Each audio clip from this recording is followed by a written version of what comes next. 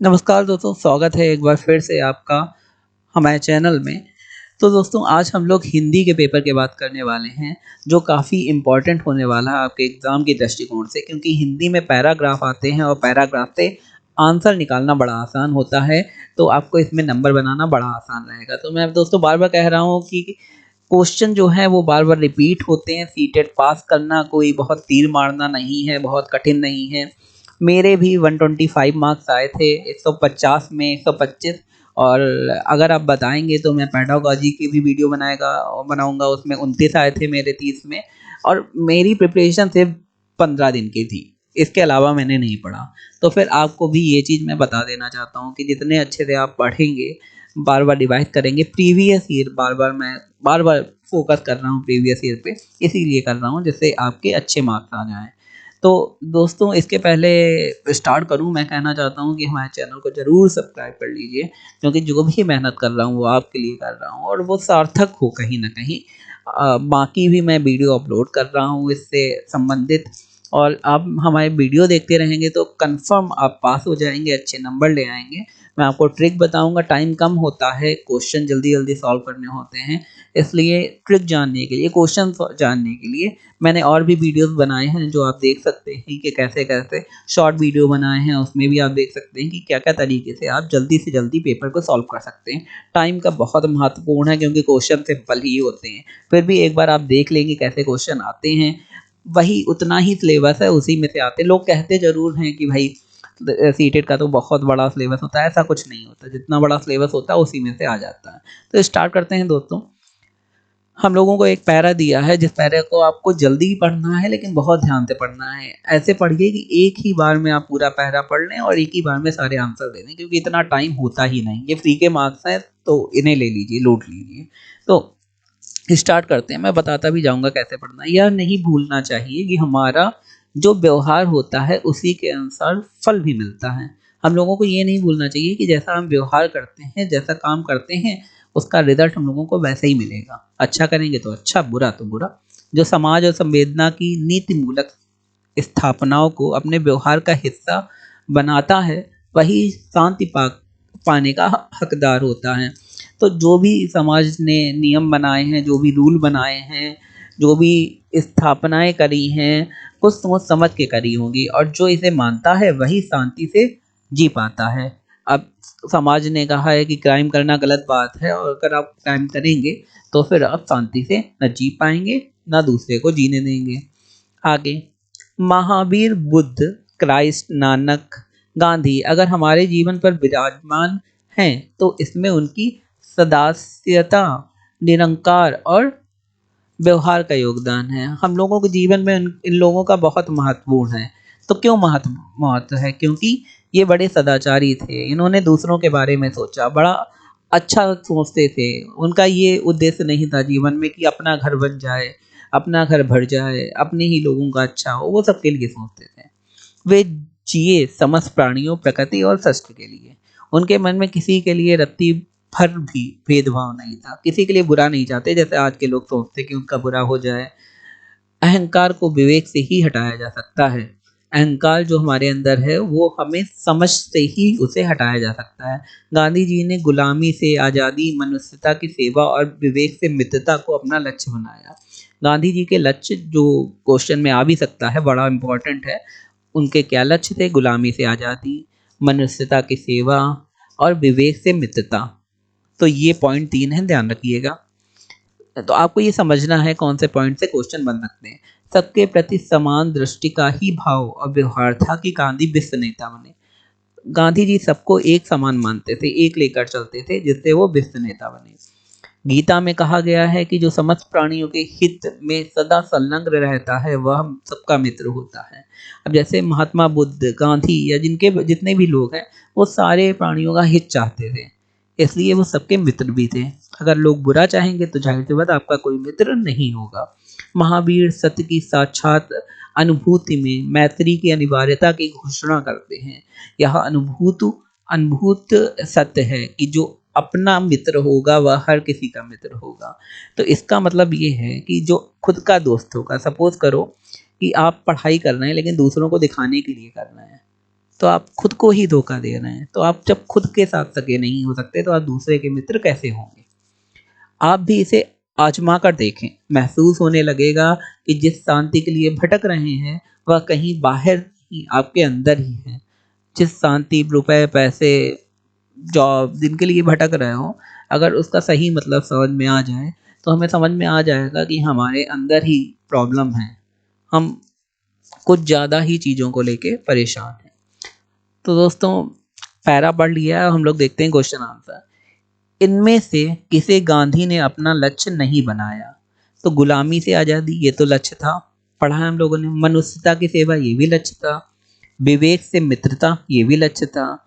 लेकिन गुलामों से आज़ादी, गुलामों से आज़ादी, इसका तो कोई मतलब भी नहीं बन रहा है, तो इसे नहीं बनाया। नहीं वर्ड यहाँ पे बड़ा ध्यान रखने वाला है, इसे ध्यान रखिए। अनुच्छेद के अनुसार किसे अपने अपने व्यवहार का हिस्सा बनाना चाहिए?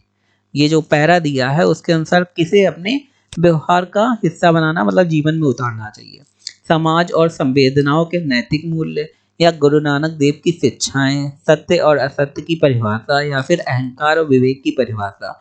परिभाषाओं और शिक्षाओं को नहीं बना के जो नैतिक मूल्य हैं, जो आपको लग रहा है कि हाँ ये सही है ये गलत है, उसे अपना मित्र बनाना चाहिए, व्यवहार का हिस्सा बनाना चाहिए। तो ये कॉमन सेंस वाले क्वेश्चन है। गांधी जी विश्व नेता बने क्योंकि उन्होंने सत्याग्रह किया? ऐसे तो उन्होंने बहुत सारे किए, इसलिए तो नहीं बने। वे स्वतंत्रता आंदोलन के नेता थे, ऐसे वो बहुत सारे आंदोलन के नेता थे। वे अनुशासन प्रिय थे, सभी के प्रति उनकी समान दृष्टि व व्यवहार था। तो इसमें जो क्वेश्चन है वो ये पूछ रहा है कि ऐसा क्या रीज़न था कि वो बने? तो ये चीज़ें तो सभी लोगों ने करी, लेकिन सब विश्व नेता नहीं बन गए। लेकिन उनका एक अलग नेचर था कि वो सभी के प्रति समान दृष्टि व व्यवहार रखते थे, इसने उन्हें अलग बनाया।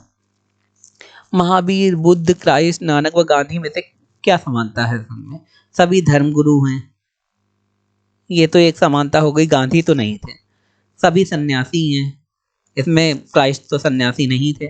सभी भारत में जन्मे हैं, क्राइस्ट भारत में नहीं जन्मे हैं। सभी ने मानव कल्याण किया है, तो ये आंसर सही हो जाएगा क्योंकि बाकी मैच नहीं कर रहे हैं। कितने सिंपल क्वेश्चन है ये, तो आप देख ही रहे हैं, कोई टफ नहीं है। अगर आप करते हैं, अगर आप पढ़ते हैं तो इन क्वेश्चन को करने में आपको कोई प्रॉब्लम नहीं आने वाली है दोस्तों। तो दोस्तों, आई होप आपको समझ में आ रही होंगी चीज़ें। इसी हिसाब से ये हम लोग सॉल्व करते जाएंगे आगे। बस आपको चीज़ें समझ में आनी चाहिए। अगर आपको समझ में आ रही हैं चीज़ें तो कोई प्रॉब्लम नहीं है। तो दोस्तों आगे बढ़ते हैं।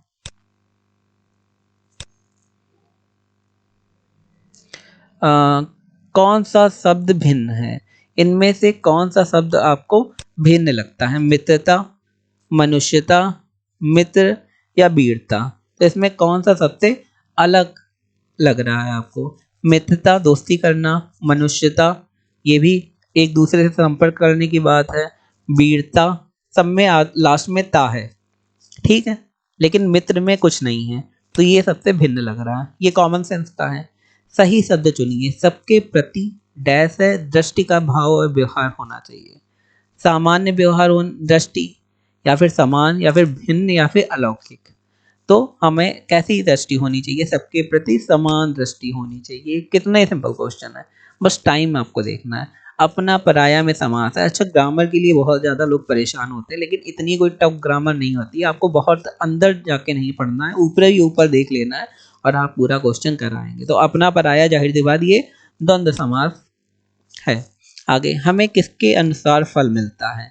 हमें समाज के अनुसार, व्यवहार के अनुसार, बुद्धि के अनुसार, या फिर वंश के अनुसार? किसके अनुसार हमें फल मिलता है? तो हम लोगों को अपने व्यवहार के अनुसार फल मिलता है। जैसा भी हम लोग व्यवहार करेंगे वैसा हम लोगों को फल मिलेगा।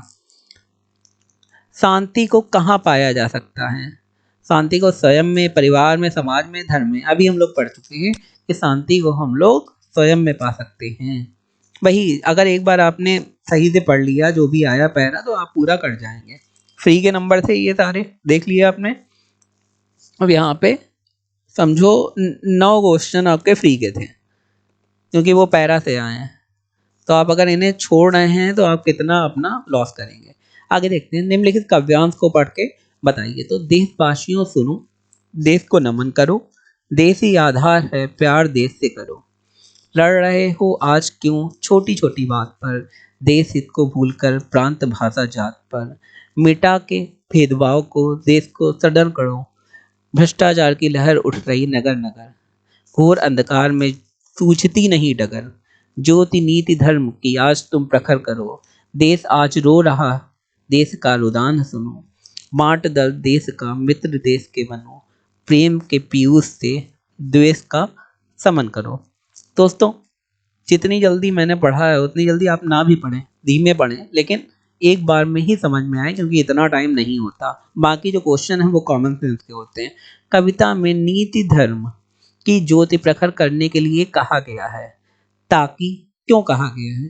देश को प्रेम किया जा सके, देश का दर्द बांटा जा सके, आपसी भेदभाव को दूर किया जा सके, या भ्रष्टाचार को दूर किया जाए। नीति धर्म, अभी ऊपर आया था वर्ड एक, भ्रष्टाचार को हम लोगों को दूर करना है। तो भ्रष्टाचार दूर करने की बात हम लोगों, क्योंकि आंसर कविता के अनुसार देना है, बाकी सही तो आपसी भेदभाव को भी दूर करना है, लेकिन नीति धर्म जो हम लोग काम करते हैं उस धर्म में हम लोग भ्रष्टाचार को ही दूर कर सकते हैं। देश आज रो रहा है, पंक्ति का आशय क्या है? देश में शांति का वातावरण है, ये तो नहीं हो सकता। देश में अशांति का वातावरण है, देश के नागरिक रो रहे हैं, या फिर देश में बाढ़ आई है। इसका मतलब देश रो रहा है, इसका मतलब क्या है कि देश में अशांति का वातावरण है, इसलिए देश रो रहा है। आगे हम लोग देखते हैं क्वेश्चन, द्वेष का समन किया जा सकता है। देश का समन, देश किसके द्वारा हटाया जा सकता है? नीति द्वारा, प्रेम द्वारा, धर्म द्वारा, शासन द्वारा। और जाहिर सी बात है, देश का दमन प्रेम द्वारा किया जा सकता है। कितने सिंपल क्वेश्चन है।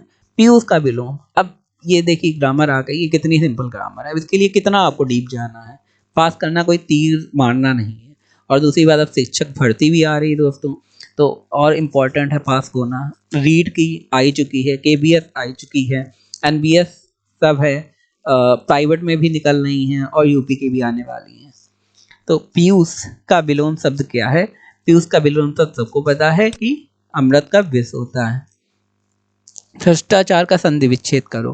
भ्रष्टाचार का संधि विच्छेद अगर आपने बेसिक भी पढ़ा होगा तो आप बता देंगे, भ्रष्ट और बड़ा आ लगा है आचार, भ्रष्ट धन आचार, भ्रष्टाचार। ओके। कविता के अनुसार देश को सदृढ़ किया जा सकता है। कैसे देश को सदृढ़ किया जा सकता है? देश हित को भूलकर, समस्त भेदभाव दूर करके, देश को नमन करके, या देशभक्ति के गीत गाकर।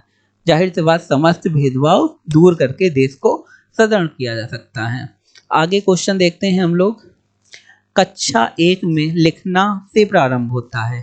कक्षा 1 में कैसे आप अक्षर लिखते हैं, या जाते जाते स्कूल में चित्र बनाना चालू कर देते हैं, या वाक्य लिखने लगते हैं तुरंत, या फिर शुरू से कैसे? देखिए, इसमें सबसे पहले हम लोग चित्र बनाना बच्चों को सिखाते हैं। अब आपको लग रहा होगा अच्छा, लेकिन जब बच्चा आपका घर पे होता है या बहुत छोटा स्कूल में जब गए ही होता है, तो उसे चित्रों से सिखाया जाता है कि चित्र देखो, चित्र बनाओ, उससे सीखो चीज़ें। ठीक है, तो ये एक लॉजिक का क्वेश्चन था, इसे आप गलत कर सकते हैं, इसके चांसेस है। भाषा कौशल के बारे में आप किस विचार से सहमत हैं? ये पेडागोजी, ये एक निश्चित क्रम में सीखे जाते हैं। ये तो बात सही, भाषा क्रम एक निश्चित क्रम में सीखे जाते हैं। इसके अलावा ये एक दूसरे से अंतः संबंधित होते हैं, ये भी बात सही है। ये एक दूसरे को प्रभावित नहीं करते हैं, ये तो गलत है, करते हैं। ये सभी एक साथ नहीं सीखे जा सकते, एक साथ भी सीखे जा सकते हैं। तो इन दोनों में हम लोगों को एक चूज करना है। सबसे सही क्या है? ये एक दूसरे से अंतः संबंधित हैं, क्योंकि ये निश्चित क्रम में सीखे भी जा सकते हैं और निश्चित क्रम में नहीं भी सीखे जा सकते हैं।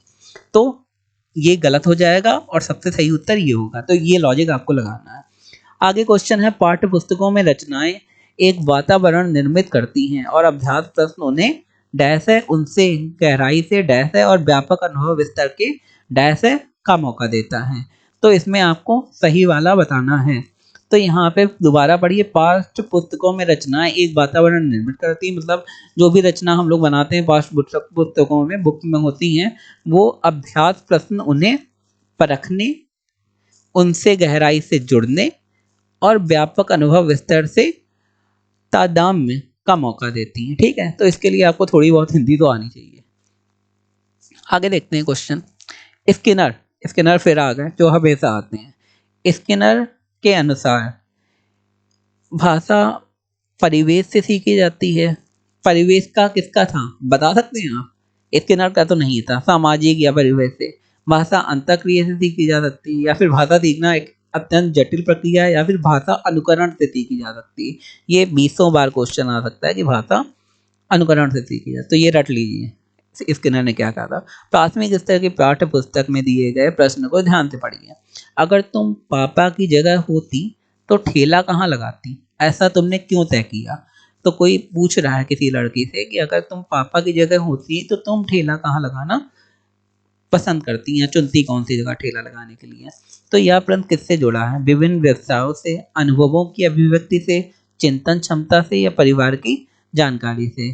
तो ये क्या जानना चाहता है टीचर, या भी जो भी पूछने वाला है क्या जानना चाहता है? वो अनुभवों की अभिव्यक्ति से वो अनुभव जानना चाहता है कि इनका क्या अनुभव है, ये अपने अनुभव के हिसाब से क्या डिसाइड करेंगी कि इन्हें ठेला कहाँ लगाना है। हिंदी भाषा का आकलन करते समय आप किस बिंदु को सर्वाधिक महत्व देते हैं? जब आप हिंदी भाषा का आकलन करते हैं तो उसमें किस चीज को महत्व देते हैं? सहज अभिव्यक्ति, अलंकारिक भाषा, भाषा की संरचना, या व्याकरण समस्त संबद्ध भाषा? तो सारे क्वेश्चन सही लगते हैं, तब तक सही लगते हैं जब तक आपने प्रैक्टिस नहीं की होगी। अगर आपने प्रैक्टिस कर ली है तो आपको सही उत्तर बताने में कतई टाइम नहीं लगेगा। इसका सही आंसर है सहज अभिव्यक्ति। हिंदी भाषा का आकलन या फिर कोई भी भाषा का आकलन करेंगे तो अभिव्यक्ति जब तक इंसान नहीं करेगा, उसे खुला मौका नहीं देंगे, तब तक वो अच्छे से नहीं भाषा सीख पाएगा। तो सहज अभिव्यक्ति। ऐसे ही क्वेश्चन जहाँ पे ओपननेस, जहाँ पे किसी को छूट देना, जो देने के बारे में बात हो रही है, उनको ही सही आप लगाना। प्राथमिक स्तर पर पढ़ना और सीखने की शुरुआत करने के लिए आप किस सामग्री को महत्व देंगे? भाई प्राथमिक स्तर पर पढ़ाएंगे बच्चों को तो किस चीज़ को आप महत्व देंगे? आप प्राइमरी में पढ़ाने वाले हैं। अक्षर ज्ञान, वर्णमाला, शुद्ध उच्चारण, या फिर रोचक कहानी? ये सारे एक जैसे हैं, लेकिन सबसे अलग चीज़ जिसे महत्व देना है, जिससे बच्चों की रुचि बढ़ेगी, वो है रोचक कहानी। तो इसका आंसर होगा रोचक कहानी। सलमा पहली कक्षा में पढ़ती है, वह किताब शब्द को कतब लिखती है। अब बच्चे करते ही आपने देखा होगा। सलमा का लिखने का यह तरीका ऐसे को दर्शाता है? अज्ञानता का कि सलमा कुछ आता जाता नहीं, या स्ववर्तनी का, या अपनी उसने हिंदी वर्तनी बना ली है? नियंत्रित लेखन का कि वो नियंत्रित, बड़ी नियंत्रित है अपने लेखन में, या फिर लापरवाही का, या बिल्कुल वो ध्यान नहीं देती, बेकार है?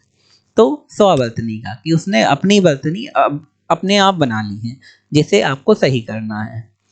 सामाजिक अंतःक्रिया आ गए। सामाजिक अंतःक्रिया जैसे ही समाज आ रहा है या सामाजिक आ रहा है, आंख बंद करके वाइगोसिक की कर दो, या फिर सामाजिक या फिर अंतःक्रिया, कुछ भी आ जाए। आगे देखते हैं। द्विभाषिक और डैश उपलब्धियों का गहरा सकारात्मक संबंध पाया जाता है। द्विभाषिक और व्यावसायिक, या विद्वत, या फिर साहित्यिक, या फिर वैज्ञानिक? द्विभाषिक और विद्वत उपलब्धियों का गहरा सकारात्मक संबंध पाया जाता है। प्राथमिक स्तर पर पढ़ाते समय आप हिंदी भाषा संबंधी किस पक्ष पर सर्वाधिक बल देंगे? तो प्राथमिक स्तर में पढ़ा रहे हैं तो दिमाग में रखिएगा ये बात।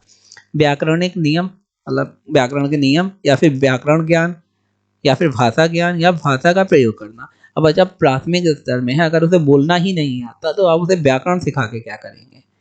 तो ज्ञान व्यान नहीं देना, नियम नियम नहीं दिखाने। जो इस टाइप का क्वेश्चन है कि जिसमें प्रयोग करना है या खुला ऑप्शन देना है, वही आपको सही लगाना है। मौखिक भाषा का आकलन पर सर्वाधिक बल देता है। मौखिक, ये क्वेश्चन का बड़ा ध्यान से पढ़िए। मौखिक लिखा है तो किस पे बल देता है? मौखिक भाषा है तो उच्चारण शुद्धता में, कि बच्चे सही से बोल पा रहे हैं, या विचारों की क्रमबद्धता में, या बच्चे सही से जो सोच रहे हैं सही से उसका मीनिंग बना पा रहे हैं, जो भी वो बोल रहे हैं उसका कुछ मीनिंग बन रहा है। धारा प्रवाह तीव्रता, बच्चे बहुत जल्दी जल्दी बोल रहे हैं, या संस्कृत निष्ठ शब्दों का प्रयोग, या फिर बोलते समय संस्कृत का यूज कर रहे हैं। तो ये दोनों तो पहले ही रॉन्ग लग रहे हैं, हटा देंगे। उच्चारण का शुद्धता, वो भी नहीं है, क्योंकि वो तो होती करेंगे। विचारों की क्रमबद्धता, मतलब जो बच्चे बोल रहे हैं उसका क्या सही मीनिंग निकल रहा है, बोल पा रहे हैं जो उनके दिमाग में चल रहा है। आगे देखते हैं। हम भाषा के माध्यम से डैश और डैश भी करते हैं। हम भाषा के माध्यम से हम लोग क्या ही करते हैं? सोचते हैं, विचार करते हैं, या फिर अनुभव या महसूस करते हैं? भाषा से महसूस कर सकते हो। चिंतन या विचरण या सोचते या महसूस करते हैं। तो महसूस तो कर ही सकते हैं जैसा मैंने बोला, लेकिन अनुभव भाषा से नहीं बोल सकते, वो अनुभव तो सीखने से आता है। या तो हम लोग क्या करेंगे, सोचते हैं और महसूस करते हैं भाषा से, यही दोनों चीजें कर सकते हैं। आगे, हिंदी भाषा सीखने सिखाने का दायरा इतना बड़ा होना चाहिए कि डैश से उसका नाता ना टूटे। अब इतना बड़ा दायरा कर लें हम लोग कि व्याकरण सीखने से नाता ना टूटे, या भाषा प्रयोग से नाता ना टूटे, या भाषा की परिभाषा या व्याकरण रटने, ये दोनों तो पहले ही रॉन्ग हो गए। दो तो 50-50 ऑप्शन आपको मिल ही जाता है, व्याकरण सीखने या भाषा प्रयोग। जहाँ पे प्रयोग मैंने कहा था अभी आ रहा है उसे टिक कर दो, यहाँ पे प्रयोग आया टिक कर दो। प्राथमिक स्तर पर भाषा सीखने सिखाने में बाल साहित्य मदद करता है, क्योंकि वह सरल होता है, वह रंगीन चित्र वाला होता है, वह भाषा की रंगतें प्रस्तुत करता है, वह बच्चों के लिए है। तो बच्चों के लिए ये तो सबको पता है, तो ये हटा दीजिए। वह सरल होता है, इसका कोई मतलब नहीं। अब दो बचे, वह रंगीन चित्रों वाला होता है या फिर वह भाषा की रंगतें प्रस्तुत करता है। तो इसमें क्या, भाषा सीखने सिखाने में बाल साहित्य, जो बाल साहित्य होता है वो रंगीन चित्र वाला तो होता ही है, लेकिन वो भाषा की रंगतें प्रस्तुत करता है कि भाषा को अलग अलग तरीके से, कितने तरीके से बच्चों को सिखाया जा सकता है। तो धन्यवाद दोस्तों, आई होप कि आपको हमारा ये वीडियो अच्छा लगा होगा। सीटेट मैंने भी पास करा है, तो ऐसा कोई बड़ी बात नहीं है। बस अगर आपको पास करना है तो हमारे चैनल को सब्सक्राइब कर लीजिए, इतनी मेहनत की है, आगे भी करता रहूँगा आपके लिए। बस आप अपनी तरफ से थोड़ा सा हेल्प कर दीजिए। धन्यवाद।